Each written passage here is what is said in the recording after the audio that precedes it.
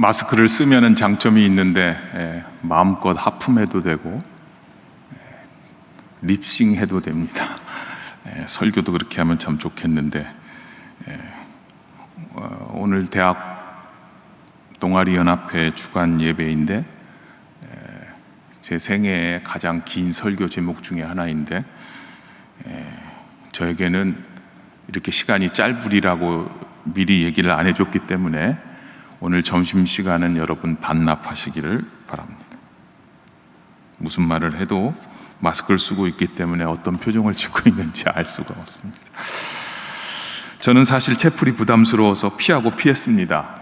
그런데 동아리연합회에서 지정해서 말씀을 전하라 해서 부담 속에 강단에 섰습니다. 여호수아서는 이스라엘 민족이 지도자 모세가 죽은 후에 여호수아가 백성들을 이끌고 요단강을 건너서 가나안 땅에 정착하는 내용을 기록하고 있습니다. 오늘 읽은 본문 1장은 이스라엘 백성을 애굽에서 인도한 기족의 종 모세의 죽음으로 시작합니다. 나의 종 모세가 죽었다.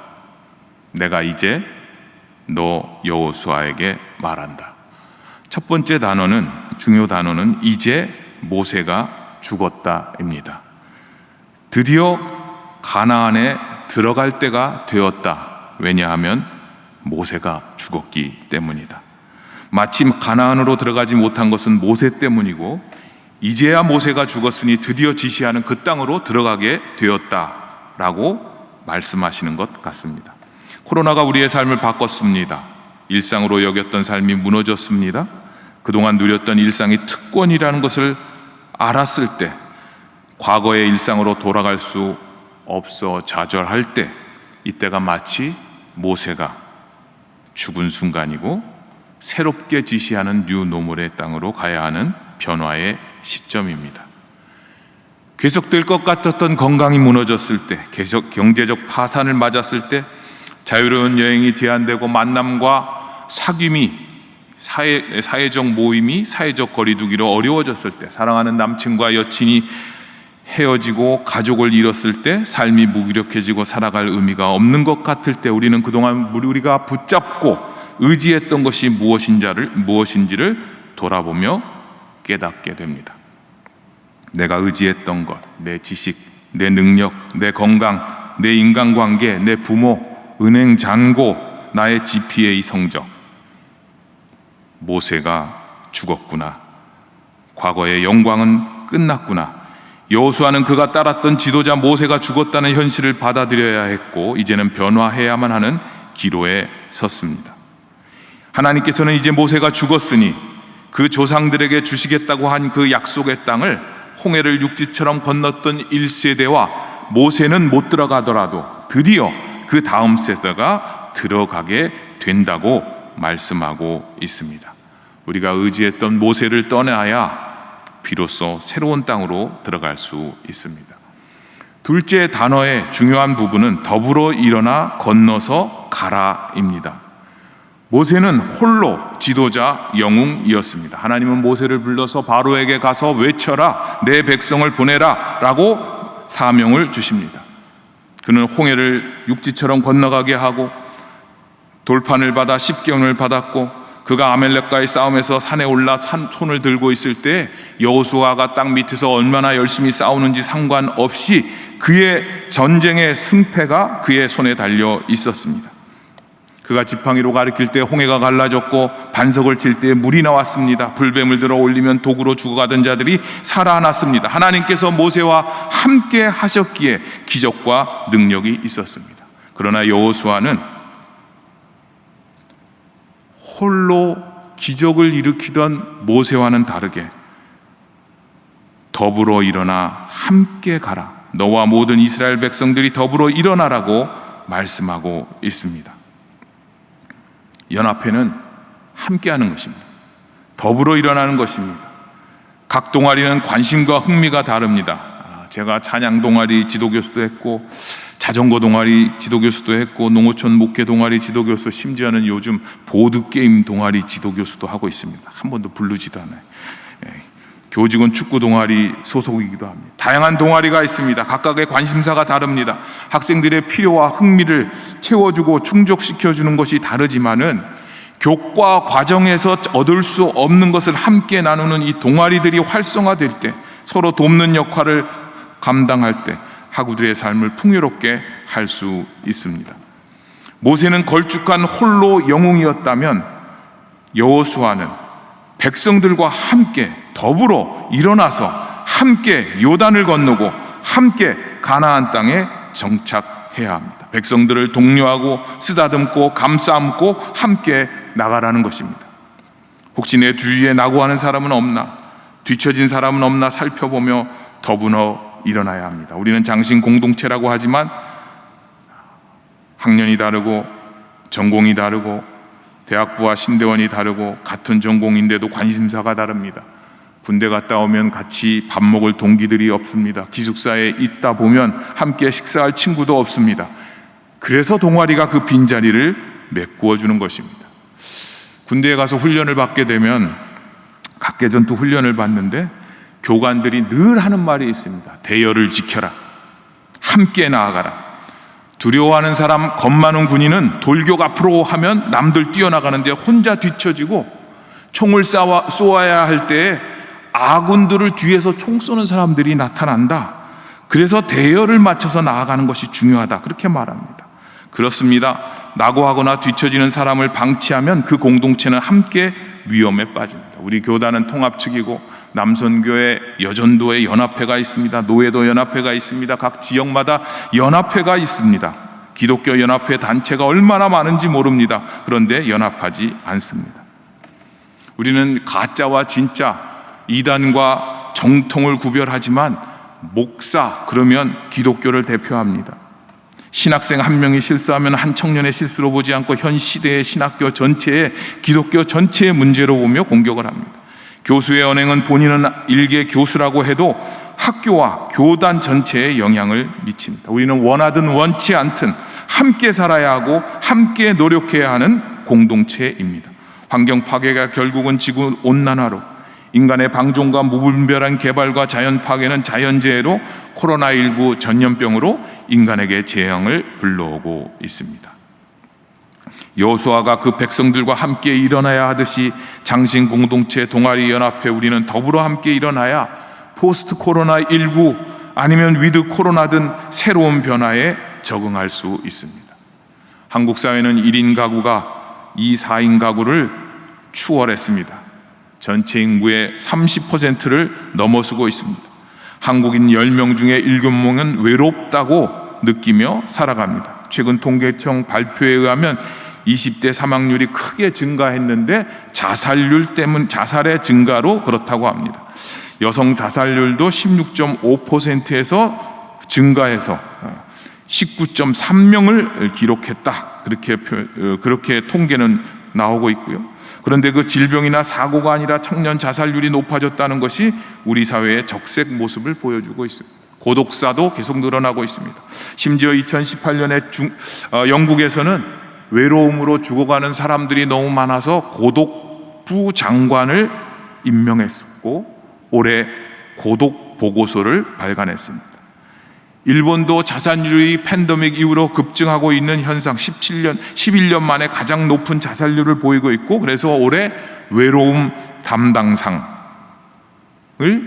장관을 임명했습니다. 외롭고 고독하고 고독사가 늘고, 그래서 고독부 장관이 필요한 시대가 되었습니다. 혼자 있으면서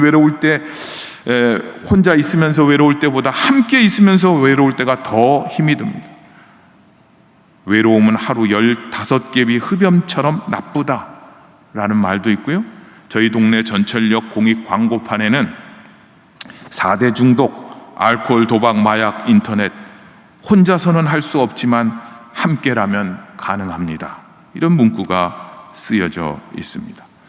회복 탄력성 연구의 고전적 사례인 하와이 카우아이 섬 주민을 대상으로 한 연구에서도 보면 고위험군, 이 사람들은 사회에 적응 못하고 부적응자이고 범죄자일 것이라고 예측됐던 그 사람들을 수십 년간 추적 연구한 결과 그 중에 3분의 1은 건강하게 적응해서 사회에 영향력을 미치고 있는데 그 비밀은 딱 한 가지.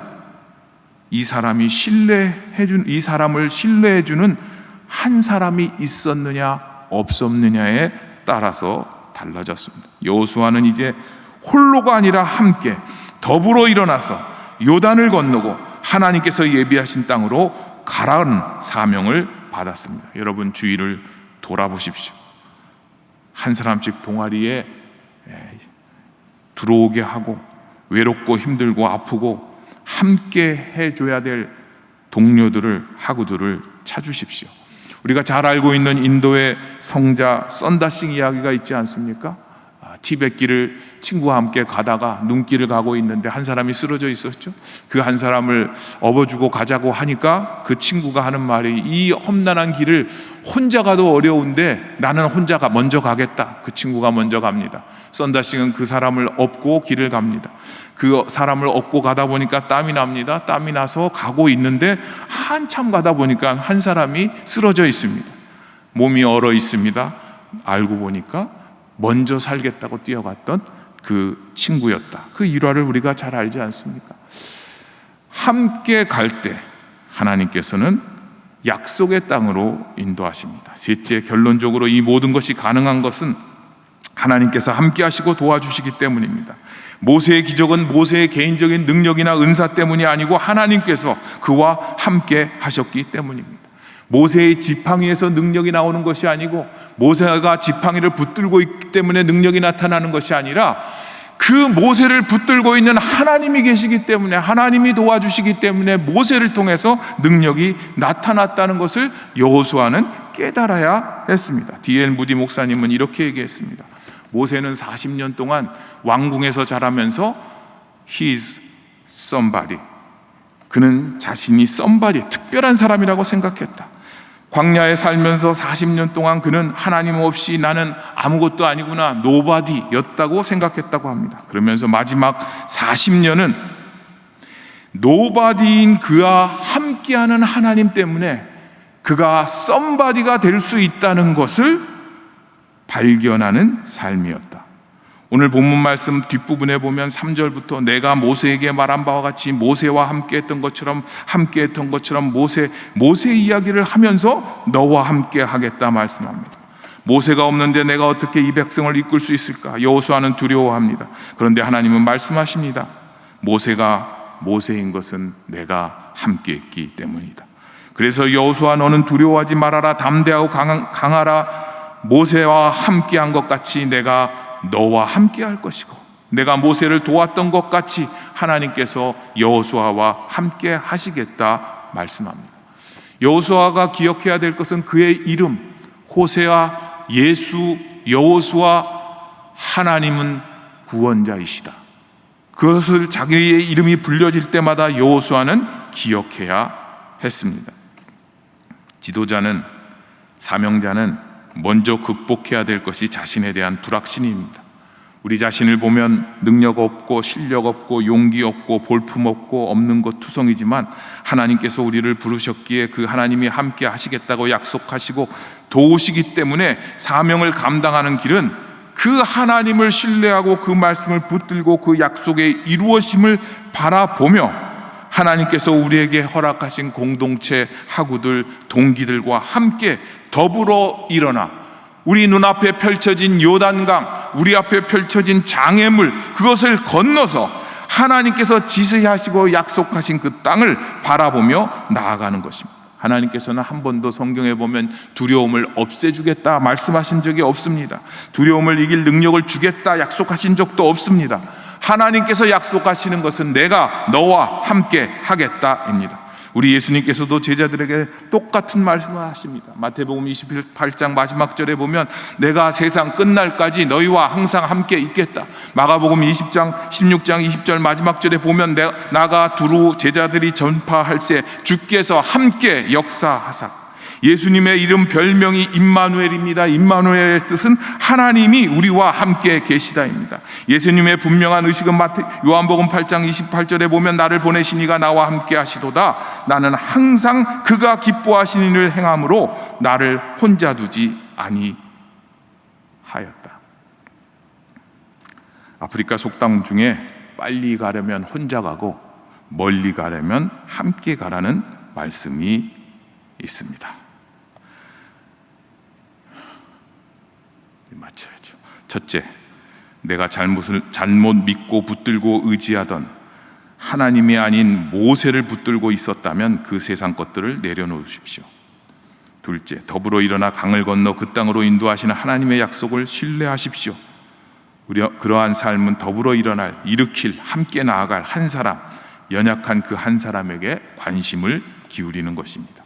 셋째, 하나님께서 함께 하심을 기억하고 함께 장애물을 건너 말씀에 순종함으로 약속의 성취를 이루어 가십시오.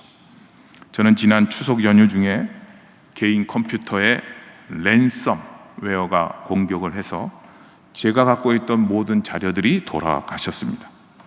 영화를 보면 인질범들과는 타협하지 않는다. 거기에 보면 모든 파일에 자기들이 붙여놓은 이름으로 다 변경이 되어져 있고, 거기에 리드미라는 파일이 붙는데 그 파일은 뭐냐 하면 자기네들에게 접촉하면 그 파일을 열 수 있는 그 방법을 알려주겠다. 근데 랜섬이 뭐예요? 예수님의 속죄, 그 배상금, 그 보상금을 줘야 그거를 풀어준다는 것이죠. 이번 학기 강의하던 것 다 돌아가셨고, 제일 안타까운 것은 지난 20여 년 동안 잘 섹션별로 틈이 날 때마다 잘 분류해둔 모든 사진들이 돌아가셨습니다. 무기력하고 화가 나고 낙심되고 분노하고 의욕도 잃고 설교하기도 싫고, 내 모세가 죽었다. 설교하기 싫어서 막 그러고 있는데 내 모세가 죽었다. 내가 의지하고 있던 건 뭐냐? 그거 놔라. 과거의 사진도, 과거의 영광도, 과거에 써놓은 글들도 다 죽었다. 이제 다시 시작하라. 그런 메시지로 받기로 했습니다. 여전히 마음이 쓰리고 아프지만, 그리고 나서 그 주위를 살펴보니까 제 주위에 이 랜섬웨어로 파일을 날려 고통받던 많은 교수님들이 있었다는 사실을 알게 됐습니다. 그것을 복구하기 위해서 수십만 원에서 수백만 원 보내도 파일을 복구 못했다는 이야기도 들었습니다. 하나님이 함께 하심의 약속을 다시 붙잡고 내가 의지하던 것들, 그것들을 내려놓고 포기하는 삶,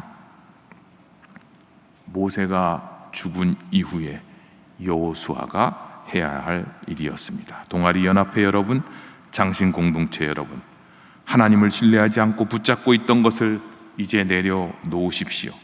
그리고 장신 공동체에서 낙오하고 이탈되는 사람이 없이 더불어 같이 가기를 소원하십시오. 낙심하여 주저앉은 사람이 없이 일어나 같이 갈 수 있고, 포기하여 세상으로 되돌아가는 사람이 없이 요단을 건너 앞으로 같이 나아가는 장신 공동체, 그래서 하나님의 약속의 성취를 경험하는 동아리 연합회가 되기를 소원합니다. 이제 더불어 일어나 요단을 건너 그 땅으로